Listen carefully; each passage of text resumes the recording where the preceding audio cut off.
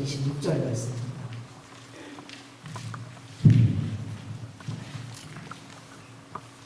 우리 함께 한 목소리로 하나님의 말씀을 봉독하도록 하겠습니다. 시작.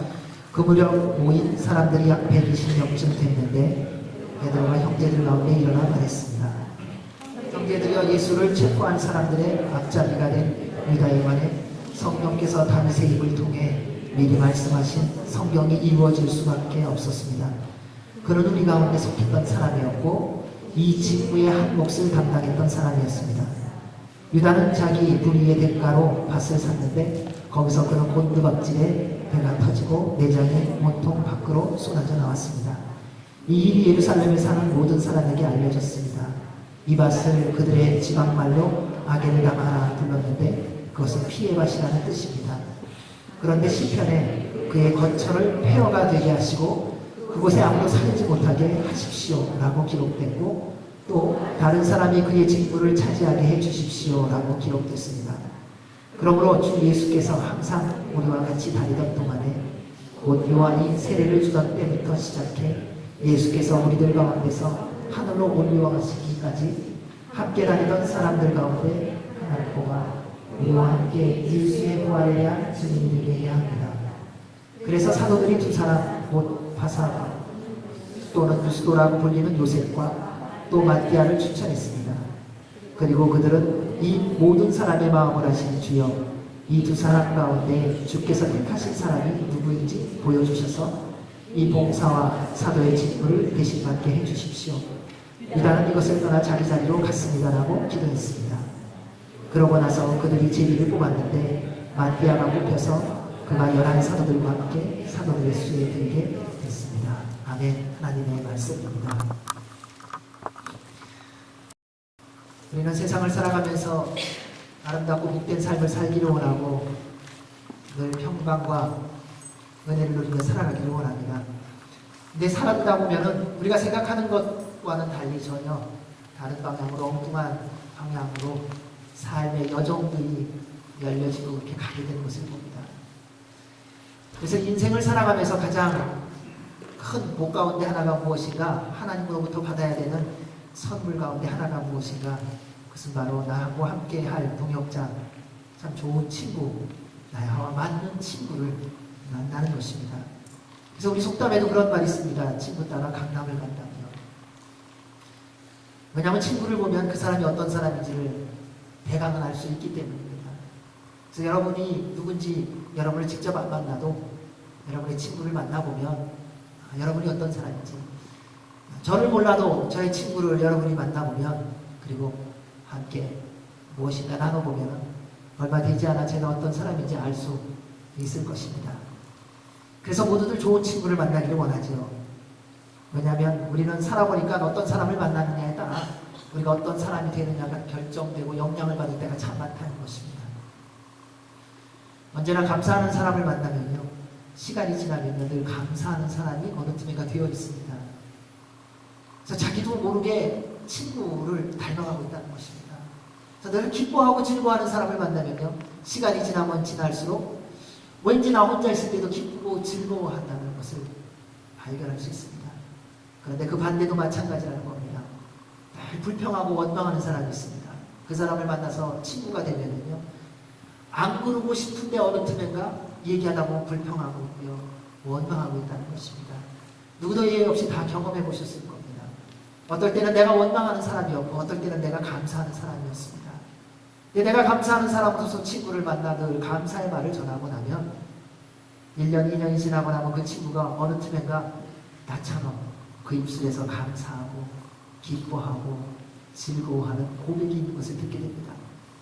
반면 내가 늘 원망하고 불평하고 누군가를 판단하는 사람의 삶을 살고 친구를 만나고 보면 참 좋은 친구였는데 1년, 2년, 10년, 20년 지나고 나면 그 친구 만날 때마다 제일 먼저 하는 얘기가 원망하고 불평하는 소리를 들을 수도 있다는 것입니다. 그래서 우리는 늘 좋은 친구를 만나기를 원합니다. 새로운 지역에 가보면 이런 것들을 잘 알 수 있습니다. 제가 미국에서 처음 왔을 때에 여러분들을 만나면 그러더라고요. 미국 처음 들어올 때, 이민 올 때 공항에서 만나는 사람에 따라 직업이 결정된다고. 공항에서 만나는 분이 정원사를 만나시면은 그분을 통해서 이제 소개되는 게 다 정원이만 하니까 다른 게 보이지 않더라고요. 그래서 그게 진짜일까 봤더니 정말이더라고요. 어떤 분이 세탁소를 하시게 됐습니다. 어떤 분이 테리야끼를 하시게 됐어요. 테리야끼를 하시는 분이 어떻게 그렇게 됐냐고 물어봤더니요. 제가 공항에 처음 왔을 때 저를 만나러 오신, 저를 배우러 오신 집사님이 테리야끼 가게 하셨어요. 근데 그분이 데려다 주는 곳, 제가 여기서 이제 먹고 살아야 되는데 뭘 하죠? 가는 곳마다 테리야끼집만 보여주시는 거예요. 근데 나중에 테리야끼집을 하고 한 5년, 10년 하고 너무 오래 하고 지쳤다. 근데 테리야끼집을 본인이 하시고 있으면서 옆에 집에 세탁소가 있었다는 걸 모르는 거예요. 10년 만에 옆집에 그런 가게가 있었어요. 이것이 우리의 모습입니다. 근데 이민을 와서의 상품만 아니라 선교지에서도 비슷한 일이 많습니다. 선교지에 처음에 가게 되면 파송받아서 가면 선교지에 마중 나온 선교사님이 계세요. 그 선교사님의 사역을 함께 지내는 동안에 이렇게 아니라 그래도 닮아가게 되었더라고요. 가서 만난 그분이 선교를 이렇게 하는 겁니다. 여기는 이렇습니다. 저렇습니다. 이런 걸 한 6개월에서 1년 계속 다니면서 듣다 보면요.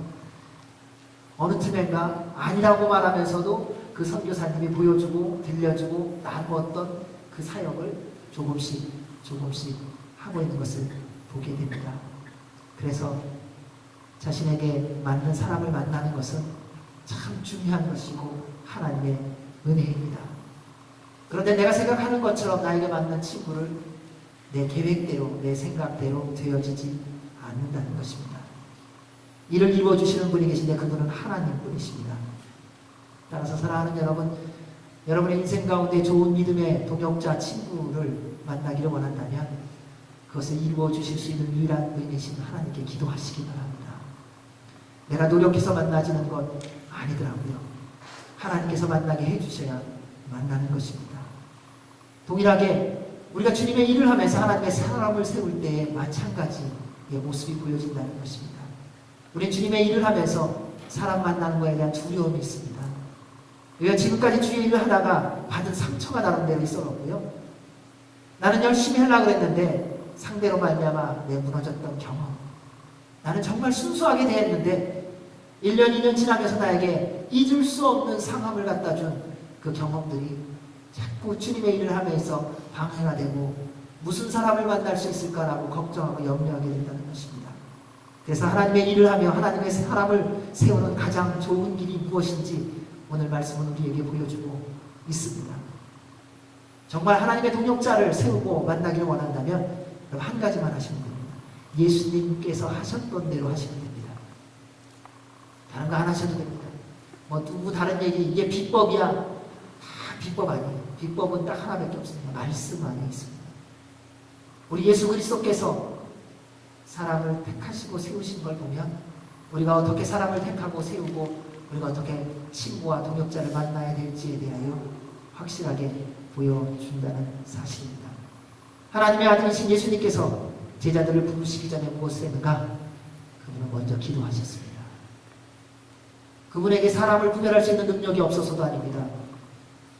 그분이 사람을 한 번만 보면 그 마음까지도 아시는 분입니다. 그럼에도 불구하고 우리 주님은 제자들을 택하시기 전에 먼저 기도하셨던 분이십니다. 그분이 우리에게 보여주시기를 원하셨기 때문입니다. 공생애를 시작하시기 전에 예수님의 시작을 보십시오. 그분 물세례를 받으면서 성령님의 세례를 받으셨습니다.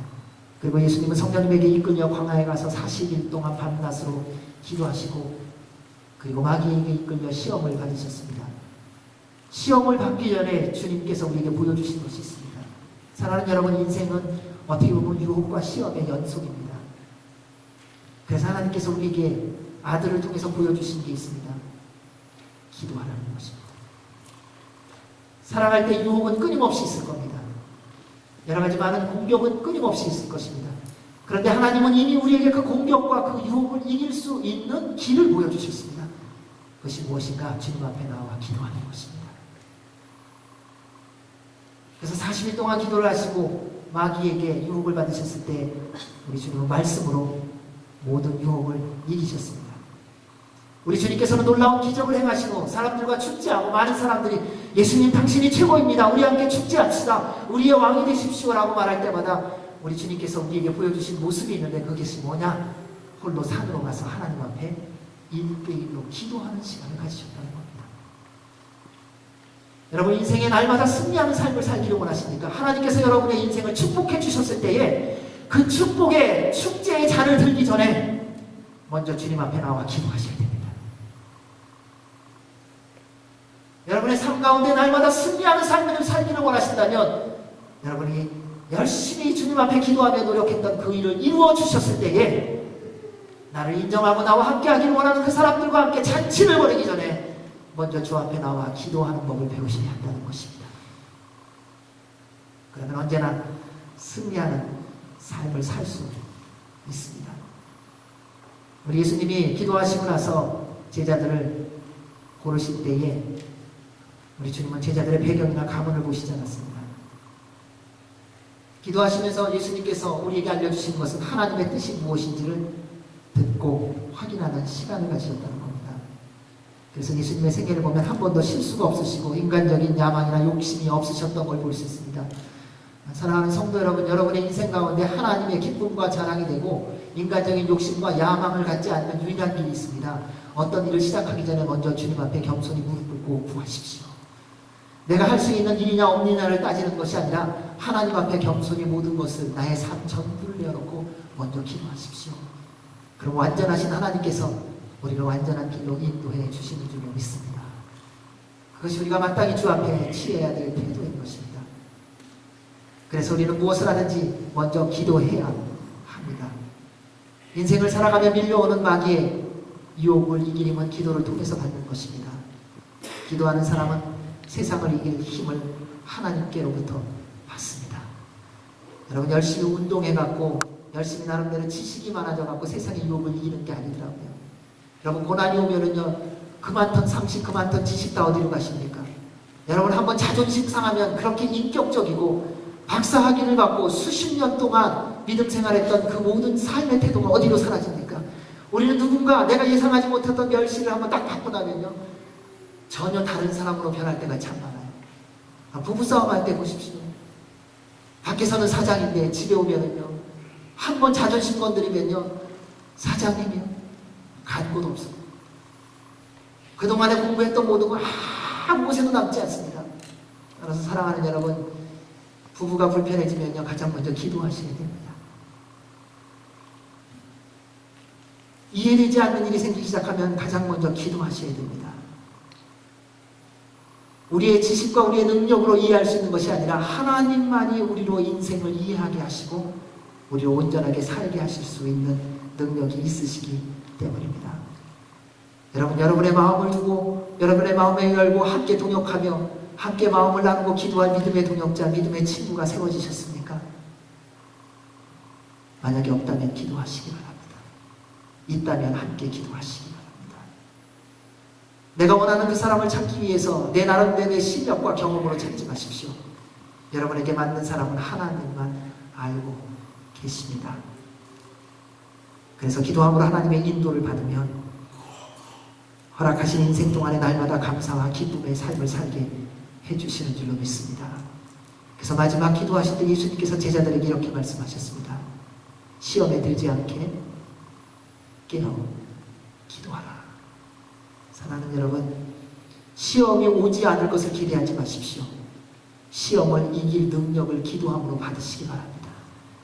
고난이 오지 않을 거라고 자꾸 그런 헛된 상상을 하지 마십시오. 여러분의 인생을 앞으로 계속해서 고난과 시련과 환난이 밀려올 것입니다. 그러나 그 모든 고난과 시련과 환난을 넉넉히 이길 힘을 주님 앞으로 나아가 기도하며 우리가 공급받는 것입니다. 그를 통해 그 모든 것을 넉넉히 이기며 살아가게 해 주십니다. 그 주님을 날마다 만나시기를 주의 이름으로 축원합니다. 우리 15절 말씀을 같이 읽겠습니다. 시작. 그 무렵 모인 사람들이 약 120명쯤 됐는데 베드로가 형제들 가운데 일어나 말했습니다. 하나님의 사람은 기도로 세워져야 하는 것을 보여줍니다. 예수님의 명령에 순종하여 마가의 다락방에 모여 기도에 전념했던 사람들은 약 120명이다 라고 말씀이 바랍니다. 예수님의 공생의 기간 동안에 수많은 사람들이 예수님의 기적을 경험했죠. 아무리 적어도 남자만 수만 명이었을 겁니다. 오병이어의 기적일 때에 몇 명이 있었다고 합니까? 남자만 5,000명. 칠병이어를 행할 때에 뭐라고 말합니까? 남자만 4,000명. 거기서 겹친 사람을 치더라도 6, 7,000명은 6,000명 정도는 분명히 남자들이 있었다는 겁니다. 그 기적만 행하시지 않았습니다. 수많은 기적을 행할 때마다 무리들이 바닷가에서 동산에서 수없이 모여들었던 것을 볼 수 있습니다. 예수님이 인기가도를 달리고 있을 때는 수만 명의 사람들이 모였다는 것입니다. 주님이 말씀하시는 말에 모두가 마음을 열어놓고 그 음성에 귀 기울이고 어떻게 해서든지 가까이 가서 보려고. 여러분, 사람이 인기를 가지면요 그게 달라지더라고요. 인기가 멀어지면요 그 사람부터 먼데 앉아요. 그런데 인기가 좋아지면요 그 사람으로부터 가까운 데 앉기 시작하더라고요. 여러분, 하나님께 은혜를 받기 시작하면 하나님 앞으로 가까이 나아가게 되어 있다는 것입니다. 내 안에 하나님의 은혜가 없는 것의 증거는 확실합니다. 주님으로부터 자꾸 멀어지기 시작하면 한 가지를 확인하시기 바랍니다. 내 안에 주의 은혜가 있는가? 누가 좋은가 나쁜가가 아닙니다. 나의 일상의 삶 가운데, 나의 평상시 삶 가운데 주님의 은혜가 부어지면 우리는 주님을 만나는 것, 주 앞에 가까이 나오는 것이 가장 기쁘고 즐거운 일이 되었어요. 주 앞에 예배함이 가장 행복한 일이 되어서 주 앞에 나오는 것을 즐거워할 수밖에 없습니다. 여러분, 좋아하는 가수들 있으시죠? 가수가 노래하는 데에 어떤 표상을 원하세요? 맨 앞좌석에서 원하죠. 그 앞에서 같이 뛰는 거죠. 왜요? 내가 좋아하니까.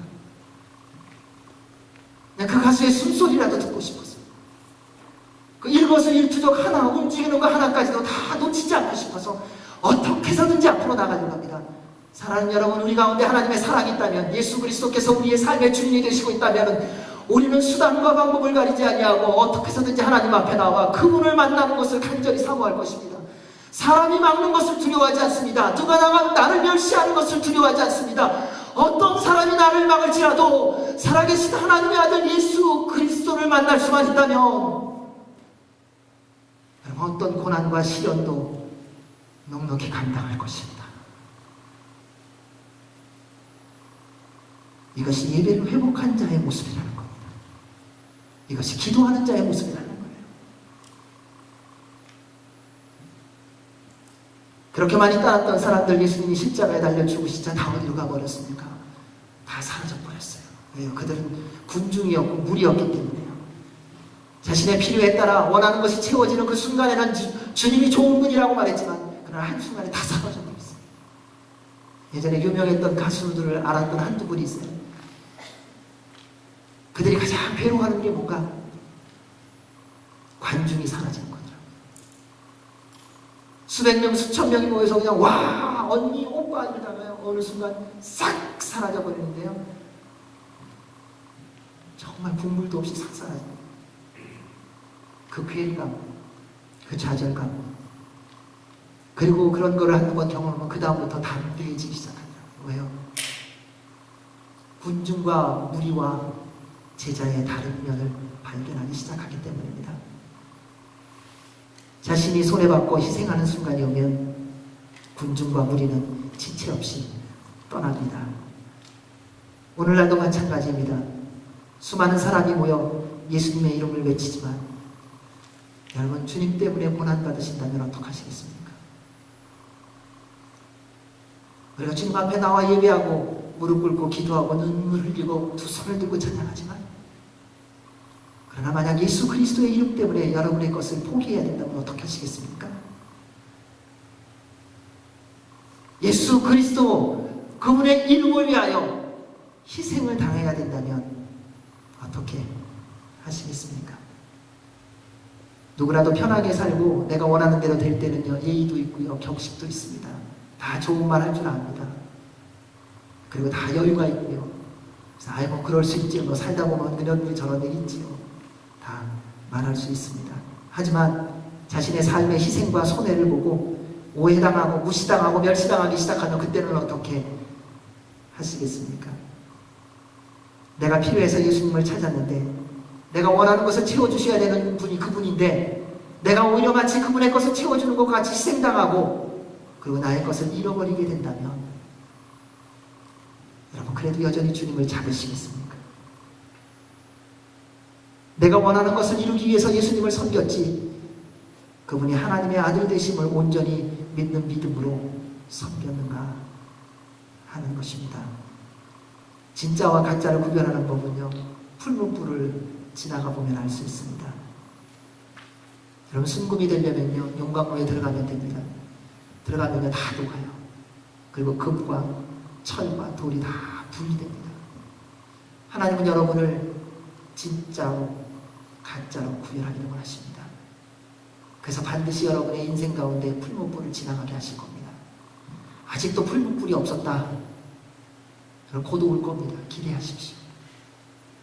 여러분이 예수님을 믿는다면, 여러분이 정말 예수 그리스도가 여러분의 구주라면 반드시 여러분의 신앙생활 가운데 인생 가운데 붉은 불을 거치게 해 주십니다. 그래야 진짜인지 아닌지를 구별할 수 있기 때문입니다. 우리가 정말 예수 그리스도의 제자로 다듬어지고 세워지려면 여러분, 예수 그리스도의 이름을 위해 용광로에 들어가셔야 합니다. 그래서 예수님께서 이렇게 말씀하셨습니다. 복되도다 의를 위해 핍박을 받는 사람들이여 하늘나라가 그들의 것이다. 복되도다 나 때문에 사람들의 모욕과 핍박과 터무니없는 온갖 비난을 받는 너희들 기뻐하고 즐거워하라. 하늘에서 너희들의 상이 크다. 너희들보다 먼저 살았던 예언자들도 그런 핍박을 당했다. 사랑하는 여러분, 하나님의 모든 사람들은 예수님의 이름을 위하여 모욕과 핍박과 멸시와 천대와 버림을 당했습니다. 우리가 만약 예수 그리스도의 제자이고 주님의 사람이라면 우리도 마땅히 선조의 길을 뒤따라 우리도 모욕받고 멸시받고 천대받고 버림을 당하는 삶이 있어야 합니다. 만약 지금까지 주님의 일을 섬기다가 예수님 때문에 모욕받아 본 적이 없다, 그 사람은 가짜입니다. 예수님 때문에 마음이 무너본 적이 없다, 가짜.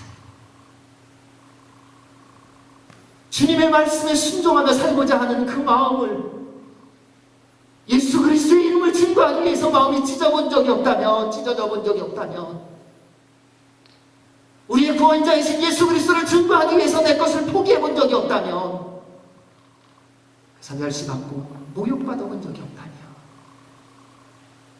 어쩌면 우리의 삶에 한 번도 예수 그리스도께서 주인이 되신 적이 없었는지도 모릅니다.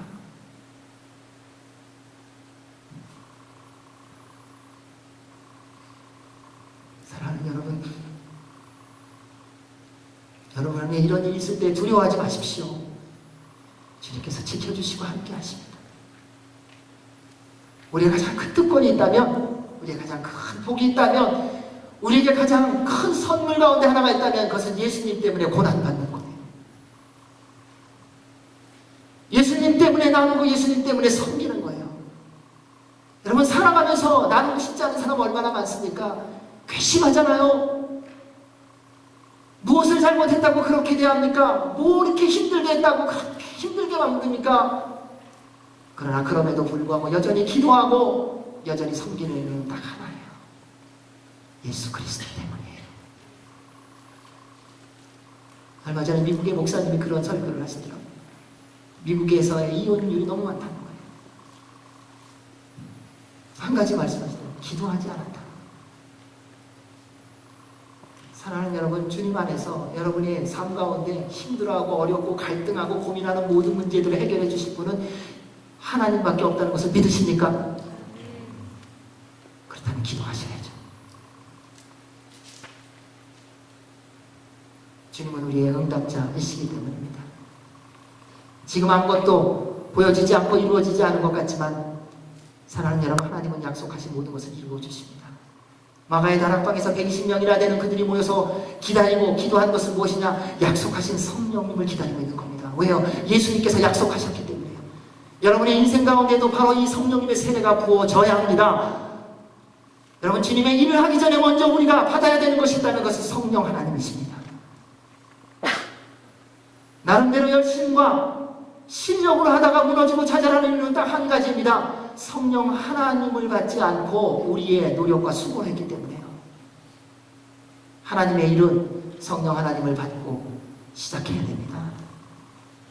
여러분, 우리의 인생도 마찬가지입니다. 나에게 지금 허락해 주신 인생, 나의 일터, 나의 나아갈 길, 내가 개척하고 내가 수고하고 내가 노력해서 열매를 얻는 것이 아니라 그 위에 부어지는 하나님의 은혜가 있어야 되는데, 하나님의 은혜를 받을 자는 먼저 하나님의 성령님의 충만함으로부터 시작하는 사람입니다. 그래서 여러분, 하루를 시작하기 전에 먼저 성령님 충만을 간구하십시오. 고민할 시간에 기도하시라는 거예요. 기도하라 그러면 시간이 없다고 말합니다. 아니요, 여러분, 걱정할 시간에 기도하시면 됩니다. 갈등할 시간에 기도하시면 됩니다. 그러면 우리 주님께서 약속하신 그 모든 약속의 말씀을 하나님 아버지께서 어떻게 이루어지는 가시는가를 날마다 경험하며 누리게 해주실 것입니다. 그로 말미암아 여러분, 예수 그리스도의 제자가 되시기를 주의 이름으로 축원합니다. 우리 16절 말씀 읽겠습니다. 시작. 형제들이여, 예수를 체포한 다윗의 입을 통해 미리 말씀하신 성경이 이루어질 수밖에 없었습니다. 기도하면요, 놀라운 일이 생깁니다. 예수님의 명령대로 함께 모여서 기도하기 시작하자 제자들이 회복되기 시작합니다. 베드로가 어떤 사람입니까? 예수님이 잡히시던 밤에 예수님 모른다고 딱 잡았댔어요. 세 번째는 저주하며 모른다고. 그렇게 의리파인 베드로, 옳은 것이라면 무엇이든지 하겠다고 하는 그 베드로가 예수님이 있는 그 현장에서 부인했어요. 여러분, 우리는 나는 의로운 사람이야, 나는 한다면 하는 사람이야, 나는 그걸 하는 사람이야. 정말 그렇습니까? 아니요. 내 마음 상하고요, 내가 불편한 일 생기면요, 어느 틈에든지 그 모든 약속들, 그 모든 의리라는 거, 정의라는 거 한순간에 사라지더라고요. 그게 우리예요. 뭐 다른 사람 얘기할 필요 없더라고요. 내가 그렇다는 거예요. 멀쩡하게 얘기하는 것 같고 멀쩡하게 말하는 것 같지만, 가만히 보십시오. 가정에서 보십시오. 애들한테 말할 때 보십시오. 부모님을 대할 때 보십시오. 부부끼리 서로의 관계 속에서 대화하는 모든 것을 보십시오. 한순간에 우리 멀쩡한 그 상식과 이론 다 놓치고 잃어버린다는 사실입니다. 그런 베드로가 변했습니다. 왜요? 기도했기 때문에요. 자기의 잘못으로 무너졌던 모든 과거가 기도를 통해서 회복되기 시작합니다. 그로 인해 다시 하나님의 일을 위해서 다시 예수 그리스도의 말씀대로 명령대로 믿음으로 순종하며 일어나기 시작합니다. 기도하면 영적, 육적 회복이 있습니다. 사랑하는 여러분, 지난 과거 동안에 무엇 때문에 무너지셨습니까? 어떤 사람 때문에, 어떤 사건 때문에, 어떠한 경험 때문에 여러분의 인생에, 여러분의 삶에 여러분이 도전하는 그 모든 것들이 무너졌습니까? 기도하십시오. 주님께서 여러분의 인생을 다시 새롭게 시작하게 해 주실 것입니다. 여러분, 주님 앞에 나와 간절한 마음으로 주님을 붙드십시오. 여러분의 죽어가는 영혼들을 살리고 여러분의 무너졌던 육신을 새롭게 회복해 주실 수 있는 분은 하나님이신 것을 알게 하시고 누리게 하시고 회복시켜 주시는 줄로 믿습니다. 기도하면 그래서 하나님의 뜻을 깨닫고 순종하기 시작합니다. 여러분, 기도하면 하나님의 음성을 듣기 시작합니다. 기도하면 하나님의 능력을 경험합니다. 우리가 다 원하는 거잖아요. 하나님의 음성 듣기를 원하고요, 하나님의 뜻을 깨달아 알기를 원하고요, 하나님의 능력으로 살아가기를 원하고요, 예수 그리스도의 이름으로 선포할 때 귀신이 떠나가기를 원하고요, 병든 자들이 치유함을 받기를 원하고요, 내 앞에 막혀있는 모든 어둠의 영들이 떠나가는 것을 우리 안에 소원을 갖고 있습니다. 어떻게 하냐? 기도하며 주님께서 그 능력을 부어주십니다. 그래서 말씀은 우리에게 하나님의 뜻이라고 말합니다. 쉬지 말고 기도하라. 베드로는 자기가 기도해보니 깨달았다고 말하지 않습니다. 성령님께서 깨닫게 해주셨음을 고백합니다. 성령께서 다윗의 입을 통해 미리 말씀하신 성경이 이루어질 수밖에 없었다. 기도하기 시작하니까 하나님의 말씀을 성령 하나님으로 말미암아 깨달아지기 시작합니다. 그동안에 무슨 의미인지 아무것도 몰랐던 하나님의 말씀에 대하여, 예수 그리스도의 말씀에 대해서 하나씩 깨달아가기 시작하는 겁니다. 여러분, 우리의 인생은, 여러분의 인생은 여러분이 공부하고 수고하고 애쓰고 경험한 것으로 깨달아지는 것이 아니라 하나님 앞에 겸손히 무릎 꿇고 기도할 때 살아계신 하나님께서 말씀해 주시는 것만큼만 깨달을 수 있음을 아시기 바랍니다. 여러분, 살아가면서 더 혼란스럽지 않습니까? 세월이 가면은요, 인생을 더 정확히 알고 남에게 가는 길을 잘 제시해 줄 줄 알았어요. 아니더라고요. 요즘에는 애들이 뭐 질문하면요, 기도하자. 이 대답 외에는 다른 게 할 게 없더라고요. 왜요? 세월이 지나 보니까는 인생은요, 계획대로 되는 게 아니라 하나님의 뜻대로 된다는 사실이에요. 그런데 또 주님 앞에 기도하네요. 여러분, 오기를 부리면 누가 힘들까요? 하나님이 힘들까요? 우리가 힘들까요? 하나님은 기다리는 데에 왕이세요. 하나님이 기다리다 지칠 것이라고 하는 것은 꿈에도 생각하지 마시기 바랍니다. 괜한 고생하지 마시기 바랍니다. 빨리 주님 앞에 나와 기도하시고요. 그분은 태초부터 지금까지 기다리셨는데 그 기다림을 누가 이길 수 있어요? 주님 앞에 속히 나오시기 바랍니다. 그리고 구하십시오. 왜냐하면 기도하는 사람은 겸손하고 정직하기 때문입니다. 그래서 자기 스스로 깨달은 것이 아니라 하나님께서 깨닫게 해주심을 인정하고 그분의 말씀 앞에 또 귀를 기울인다는 사실입니다. 따라서 사랑하는 샌디에고 오늘의 성도 여러분, 기도하는 사람 되시기를 주의 이름으로 축원합니다. 그로 인해 하나님의 능력을 받으시기 바랍니다. 주께서 여시는 길로 나아가십시오. 주님이 함께 보호하시고 축복하시는 하나님의 사람들이 되시기 바랍니다. 이미 여러분 안에 계신 예수 그리스도를 꼭 붙잡으십시오. 여러분, 길이 보이지 않는다고 방황하지 마십시오.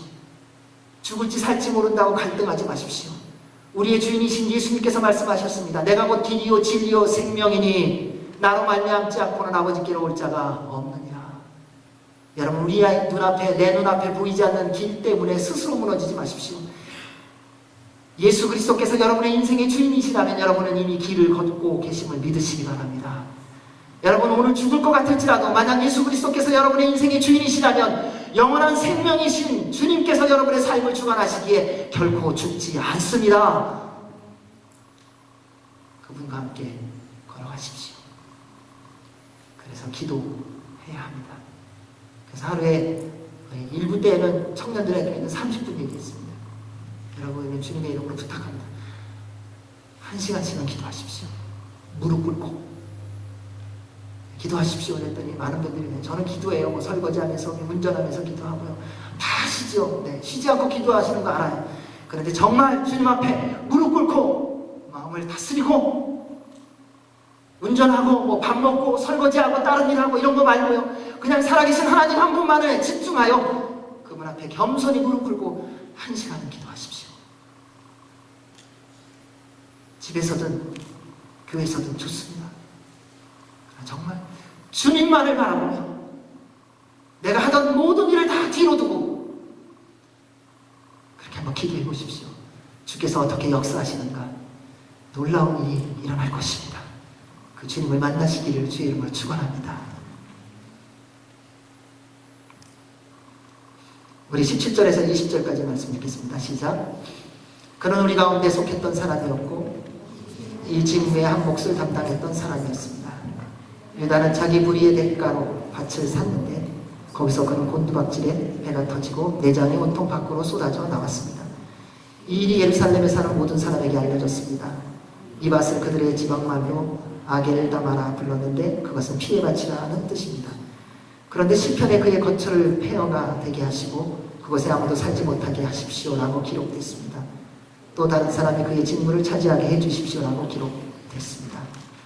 가룟 유다는 12제자로 부름을 받았던 사람입니다. 그는 무리의 한 사람이 아니었고 제자의 중에 한 사람이었습니다. 그럼에도 그는 예수 그리스도를 배반하고 하나님으로부터, 예수님으로부터 떠나 스스로 죽었습니다. 우리도 마찬가지일 수 있습니다. 제자로 부름을 받았지만 욕심부리고 주님의 말씀대로 순종 안 하면 제자로부터 떨어질 수 있습니다. 우리가 교회 생활하면서 오해하는 게 있습니다. 그냥 교회만 나오면 되는 것처럼 알고 있어요. 나 옛날에 구원받았으니까 이제 구원받은 자니까 어떻게 살다가 마지막 죽는 순간에 그때만 이렇게 가면 된다, 이런 생각을 하고 있어요. 그런 보장을 어떻게 합니까? 여러분, 구원을 확증하시고 구원을 이루시는 분은 하나님밖에 없습니다. 누구도 우리에게 구원 받았다 안 받았다라고 말할 수 없습니다. 말씀은 우리에게 말합니다. 예수 그리스도를 구주로 믿는 자는 구원을 받았다. 근데 예수 그리스도를 구주로 믿는 자는 그 모든 삶이 주님의 말씀대로 살아가는 사람이라는 사실입니다. 이것이 항상 같이 붙어 있습니다. 그래서 지난주에 말씀드렸듯이 정말 주님을 믿는다면 주의 말씀대로 순종하는 사람의 삶을 산다는 거죠. 우리는 예수님을 믿는다고 말하고 나는 구원받았어 해갖고 장롱 속에다 집어넣고 그 다음에 내 마음대로 나면 평생 세상의 사람들처럼 똑같이 살아가려고 할 때가 많지. 그리고 세상의 세력이 우리에게 말합니다. 너 구원받았으니까 괜찮을 거야. 그런데 주님은 우리에게 말합니다. 내가 도무지 너를 알지 못한다고. 종교 지도자들에 대하여 예수님께서 하신 말씀 아닙니까? 그들은 평생을 하나님의 일을 했던 사람입니다. 누가 봐도 평생을 말씀 갖고 연구했던 사람입니다. 평생을 사람들에게 하나님의 법이 무엇인지를 가르쳤던 사람입니다. 그런데 하나님이 그들을 마지막 순간에 심판대에 만나시고 말하시는 것이 내가 도무지 너를 알지 못한다. 그 말씀을 읽을 때마다 사실은 제가 제일 괴롭습니다. 여러분 앞에 하나님의 말씀을 전한다고 하고 기도한다고 무릎 꿇는 척하고 말씀을 전한다고 말씀을 전한 척하지만 정말 하나님의 뜻대로 하고 있는 것인가? 만약에 주님의 나라가 가서 올라가서 최후의 심판대에 주님 앞에 섰을 때 내가 너 모른다 그러면 어떡하겠는가?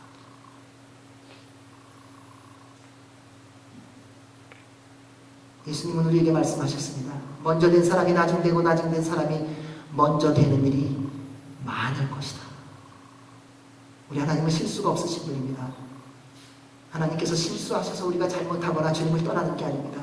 철저하게 우리의 죄악이, 우리의 욕심이, 우리의 교만이, 우리의 오만함이 스스로 악을 택하여 행하는 것뿐입니다.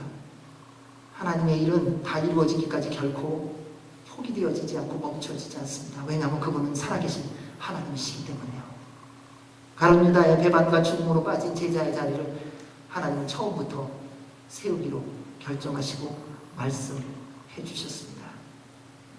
우리는 일하다가 내가 없으면 되나보자 안 되나보자 이런 거 보려고 할 때가 많아요. 옛날에 저도 그런 경험이 꽤 있었어요. 그래서 그리고 나서 회개 참 많이 했습니다. 어떤 일 하다가 빠지면 안 됐으면 하는 마음이 있어요. 아 괜찮아요. 여러분들 잘 할 수 있잖아요. 이렇게 말하고 사실은 빠지면서 제 마음에는 무슨 마음이 있냐면 안 됐으면 좋겠다. 그래서 그리고 일이 망해갖고 나중에 만나면 형제가 없으니까는 이게 안 된다고 꼭 있어야 되겠다고. 그런데 실제로 그런 일이 발생하면요 제가 없으니까 일이 더 잘 되는 거예요. 우리가 삶을 살아가면서 그러한 착각을 가지는 때가 얼마나 많은지요. 여러분 내가 없으면 안 된다. 아니요. 사실은 내가 없으면 더 잘 됩니다. 하나님께서 은혜를 베풀어 주셔서 나같이 연약하고 부족하고 말썽 많은 나를 세우셔서 주님의 일에 동참케 해주시는 특권을 주신 것이지 하나님이 능력이 부족해서 내가 없으면 하나님의 일을 할 수가 없어서 우리를 부르시고 세워주시는 것이 아니라는 거예요. 따라서 사랑하는 여러분, 주님께서 맡겨주신 일이 있다면 기쁨으로 섬기시기 바랍니다. 여러분의 삶의 현장에서 마찬가지입니다. 저는 꼭 교회의 일만 말하는 게 아니에요. 우리의 인생 자체가 다 주님 앞에 드려지는 삶이에요.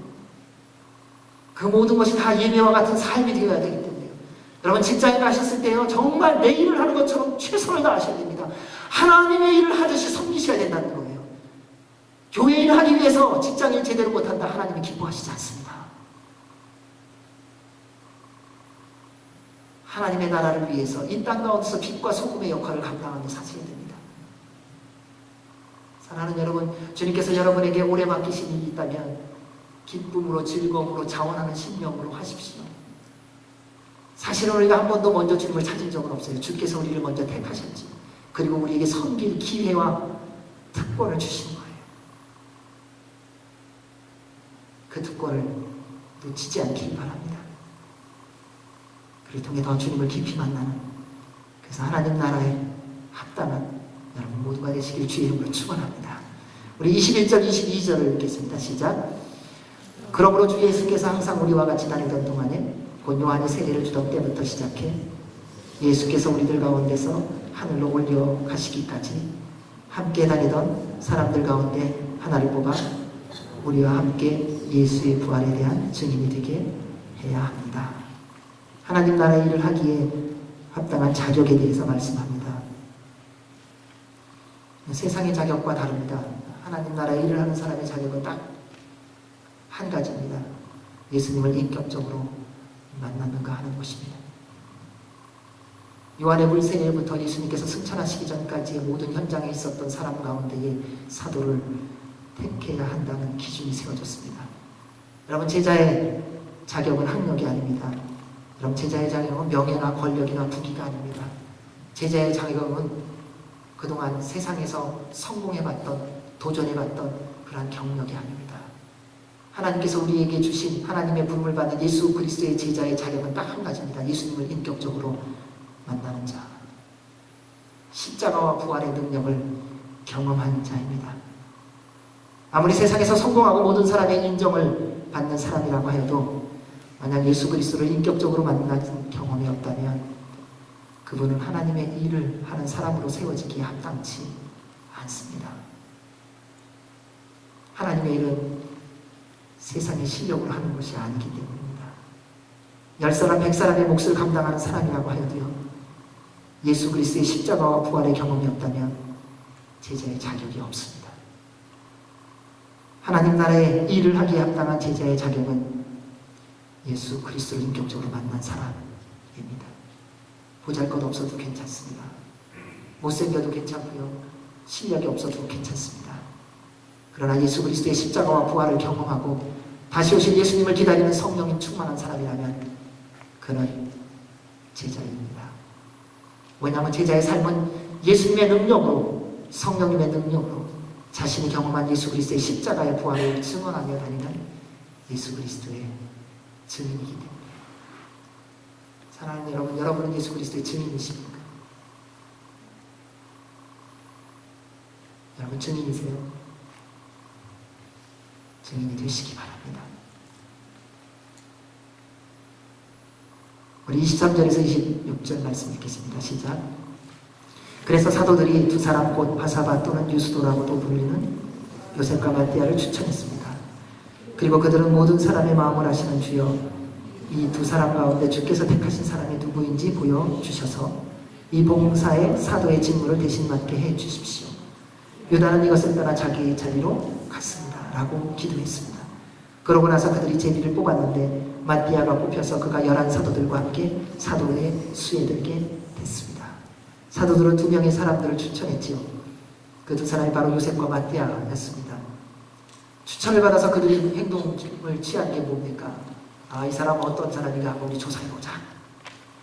우리하고 합당한가? 능력 있는 사람인가? 실력 있는 사람인가? 어떤 경험이 있는가? 이 사람 생긴 것은 어떤가? 지식은, 가문은, 우리가 무슨 일을 하면 좀 뭐 이렇게 도울 수 있는 사람인가? 세상은 그런 것이 기준입니다. 그렇지 않으면 우리는 언제든지 함께 가려고 하지 않습니다. 사랑하는 여러분, 여러분은 어떤 사람을 친구로 만나기를 원하십니까? 어떠한 동역자가 있기를 원하십니까? 그래서 내가 아실 때 나를 도와줄 만한 사람, 내가 도와주기보다는 도와줄 만한 사람을 원합니다. 내가 모르는 것을 물어봤을 때 대답해 줄 만한 사람, 그 사람이 나에게 물어보면 대답해 주는 것보다 항상 나보다 조금 나은 사람, 조금 더 좋은 사람을 원하는 것이 우리의 모습일 때가 많습니다. 하나님의 사도가 뽑혀질 때에 사도들이 두 사람의 추천을 받아서 취한 행동을 보면 검사하거나 조사하지 않습니다. 오늘날 요즘에 우리나라에서 이 내각을 세우는데 이 검증 때문에 얼마나 시끄럽습니까? 계속 털지 않습니까? 하나님의 사도가 세워질 때에 제자들은 11명이 그 사람이 우리처럼 고생했는가, 멸시를 받아봤는가, 무시를 받아봤는가, 이런 거를 따지잖아요. 추천을 받고 나서 그들이 한 것은 딱 한 가지입니다. 하나님 앞에 그 두 사람을 가지고 나아가 묻는다는 사실입니다. 그리고 이렇게 말합니다. 모든 사람의 마음을 아시는 주여, 이 두 사람 가운데 주께서 택하신 사람이 누구인지 보여주십시오.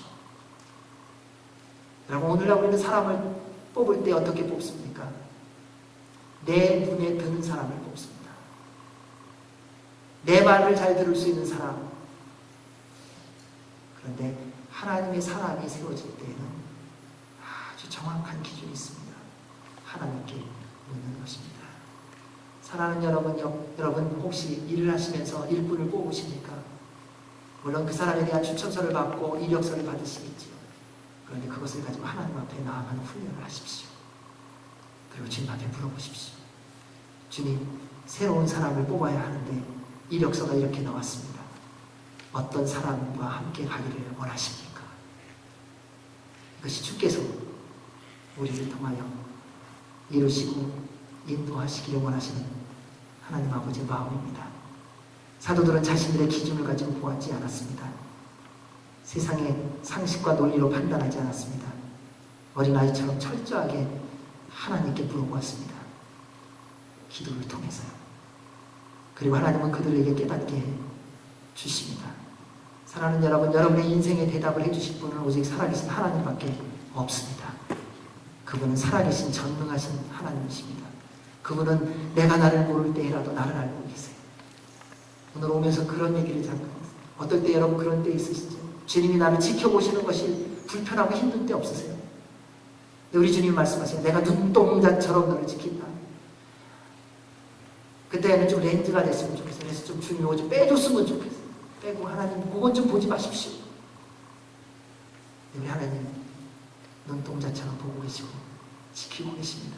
사랑하는 여러분, 무엇 때문에 여러분 고민하고 갈등하십니까? 세상에 어떤 풍랑이 여러분의 마음을 이렇게 흔들고 뒤집어 놓습니까? 무엇이 주님 앞에 나오게 하는 여러분의 발걸음을 머뭇거리게 하십니까? 주님 앞으로 나오시기 바랍니다. 예수님의 명령대로 믿음으로 순종하며 기도함을 통해 그들이 변화되기 시작했습니다. 사랑하는 여러분, 정말 기도하면요 변화하고 성숙하고 성장하게 되어 있습니다. 기도했는데 변화 안 됐다. 기도에 이름은 있었지만 기도는 없었던 것입니다. 여러분, 기도했는데 응답이 없다. 기도를 했는데 딴 생각했던 거예요.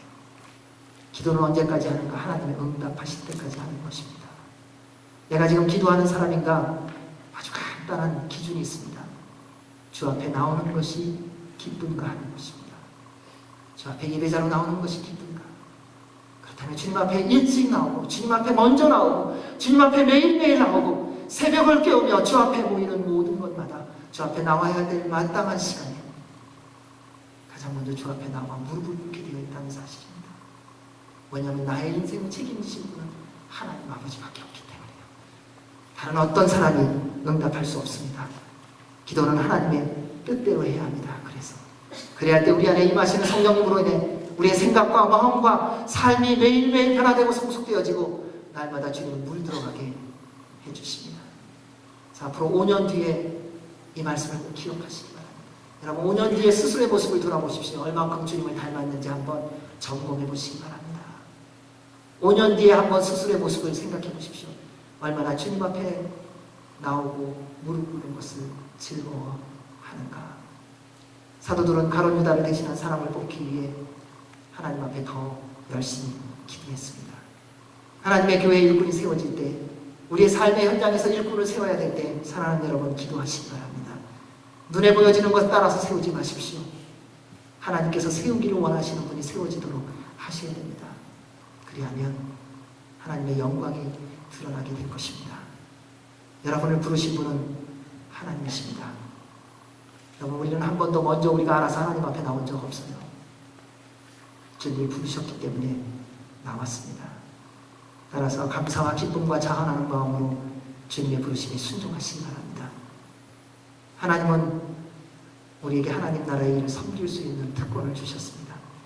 그를 통해 우리의 인생에 한없는 주님의 은혜와 복을 부어주시기 원하시기 때문입니다.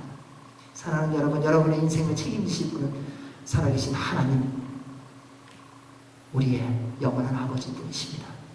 그분을 꼭 붙드시기 바랍니다. 사랑하는 여러분, 주님의 이름으로 간곡히 부탁드립니다. 하나님을 붙드십시오. 그분 앞에 무릎 꿇으십시오. 지금 여러분이 얼마나 좌절되고 낭망해 있고 얼마나 처절하게 무너졌는가, 하나님께는 상관없습니다. 여러분이 계신 그곳에서 주님의 말씀을 붙들고 예수 그리스도의 십자가 앞에 무릎 꿇으십시오. 주님의 기름 부으심, 주님의 치유하심, 주님의 회복하심, 주님의 영광이 여러분의 남은 인생 가운데 부어질 줄로 믿습니다. 기도하겠습니다. 하나님 아버지, 주 앞에 무릎 꿇는 자가 되게 하시고 살아계신 하나님과 동행하는 남은 평생이 되게 하여 주시옵소서. 예수님 이름으로 기도하옵나이다. 아멘.